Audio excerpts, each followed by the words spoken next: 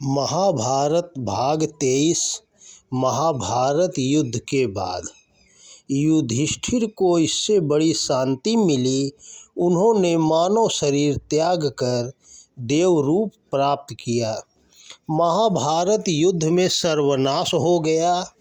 18 अक्षौहिणी सेना 18 दिनों में कट मरकर समाप्त हो गई। इसके कारण युधिष्ठिर बहुत दुखे थे। अपने पितामह, गुरु, भाई, मामा, सगे संबंधियों को मारकर उन्हें राज्य प्राप्त हुआ था। इसी ग्लानि से वे व्यथित थे। राजकाज में उन्हें घृणा हो गई, किंतु व्यास जी आदि के समझाने के कारण उनका चित्त कुछ शांत हुआ। हस्तिनापुर में युधिष्ठिर का धूमधाम से राज्याभिषेक हुआ। पितामह भीष्म अब भी सरसैया पर पड़े थे। वे सूर्य उत्तरायण होने की प्रतीक्षा कर रहे थे। युधिष्ठिर उनके पास गए। भीष्म ने उन्हें अनेक उपदेश एवं सीख दी।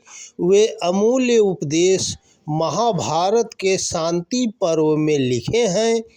युधिष्ठिर ने राजसूय यज्ञ किया। वे संपूर्ण भारत के सम्राट बने। 15 वर्ष तक राज्य किया। धृतराष्ट्र बहुत बूढ़े हो चुके थे। संसार से उनका मन ऊब चुका था। वे गांधारी और कुंती के साथ वन में जाकर रहने लगे। एक दिन जंगल में आग लगी। तीनों वृद्ध उसी दवाग्नि में जलकर राख हो गए। महाभारत के बाद श्री कृष्ण द्वारिका चले गए। बहुत वर्षों तक राज करते रहे। एक दिन पेड़ के नीचे लेटकर विश्राम कर रहे थे। नींद आ गई।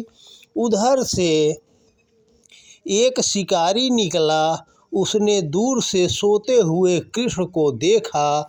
उन्हें हिरन समझकर एक तीर मारा। बाण कृष्ण जी के पैर के तलुए में जाकर चुभ गया। इस प्रकार कृष्ण की जीवन लीला पूरी हुई।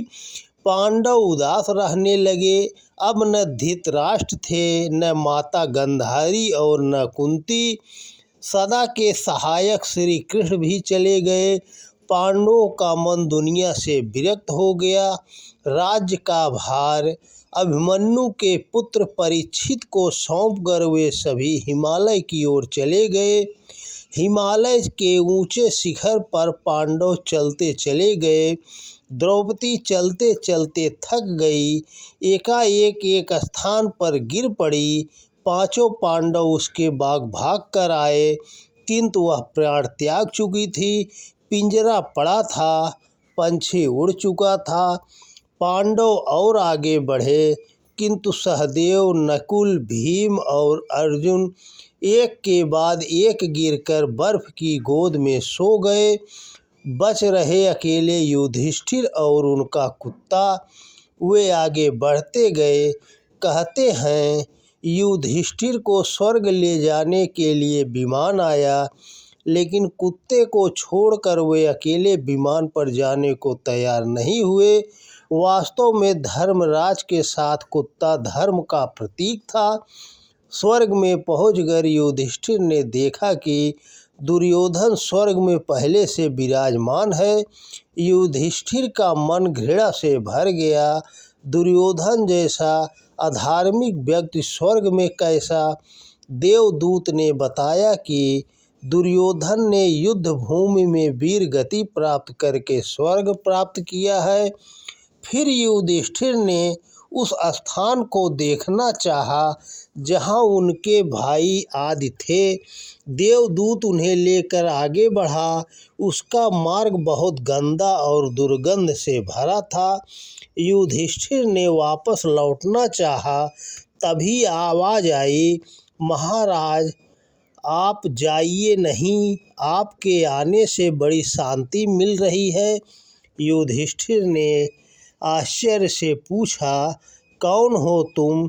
उत्तर में कई आवाज़ें आई, मैं भीम हूँ, मैं अर्जुन हूँ, मैं नकुल हूँ, मैं सहदेव हूँ, मैं द्रौपदी हूँ, मैं अभिमन्यु हूँ।